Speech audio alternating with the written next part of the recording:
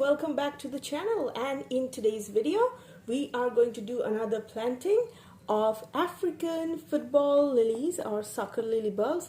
In my previous video where I've also done 4 bulb planting, if you have missed out on that episode, don't forget to check that out. Alright, also if you guys are new to the channel, don't forget to subscribe to the channel. Alright, and in my previous planting video I had actually randomly selected 4 bulbs, one of which was almost sprouting, but 3 of which were almost in a sprouting stage, but excepting for 1. Now 2 of those has already flowered, and I am also posting quite a lot of shorts video which shows the flowers, so you probably have seen those. And in this video I am actually not randomly selecting the bulbs. The bulbs that I've selected for this video are 4 extremely robust bulbs which were lying around, and they have a lot of moisture content, so they are sprouting almost without any soil, without any water being sprinkled on them or anything like that. They are already sprouting with the moisture content that they have.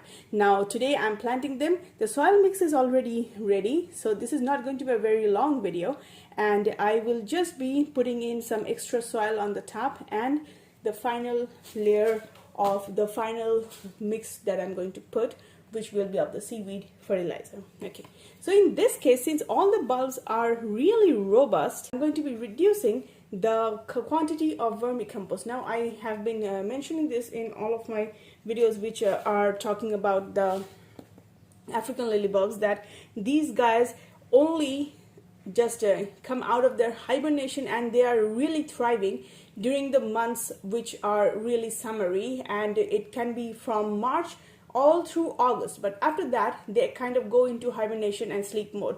Alright, so they do need a very good fertile soil, and they also need to throw out their leaves during this time so that they can photosynthesize.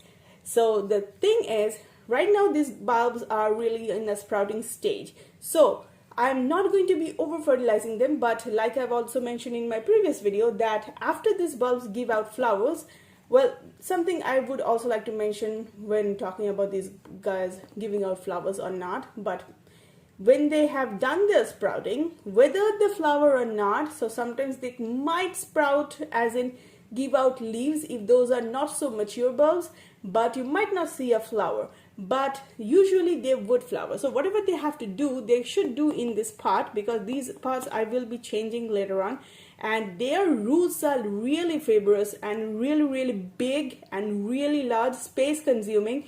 It will not be really healthy, and it won't be able to propagate through more smaller bulbs out of its root area if I keep it in this tiny little pot. Okay, so I would just put them here so that I can get the flowers and the leaves can sprout. Later on I'm just going to leave it out for a day or two for the soil to dry out, and then take the entire chunk out and place it in a bigger tub or bucket, a container like that, where they can actually thrive and grow and propagate. So in this case I am not going to be putting in a lot of vermicompost. My vermicompost for this planting, since these are very robust, hand selected, so I will be keeping my vermicompost at only 10%. Okay, and soil will be almost 80%, so that will make up the 90%. As you can see, this is very sandy type. It's looking like that. Okay, so it doesn't exactly have a lot of vermicompost. It only has kind of about, I measured vermicompost of 10%. The rest is completely soil. Okay, so that, and cocoa peat will be the rest 10%, because it's also kind of raining a little bit, so I'm not going to over put the cocoa peat, because then it might catch a little bit of rot, because that will actually increase the moisture content. And only 5 or 6 granules of seaweed fertilizer diluted in water after I've covered them with soil. Alright, so let's put in the rest of the soil. These are just gently placed over here.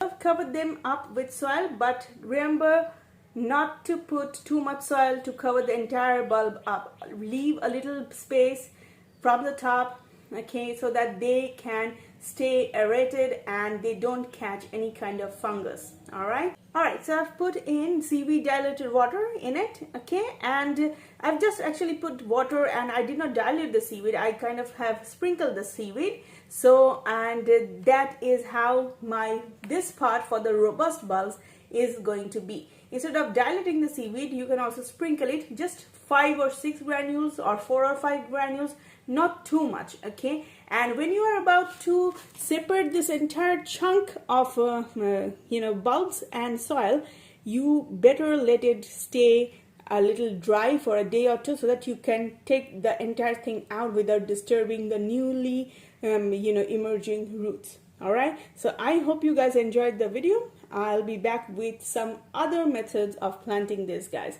All right, bye for now.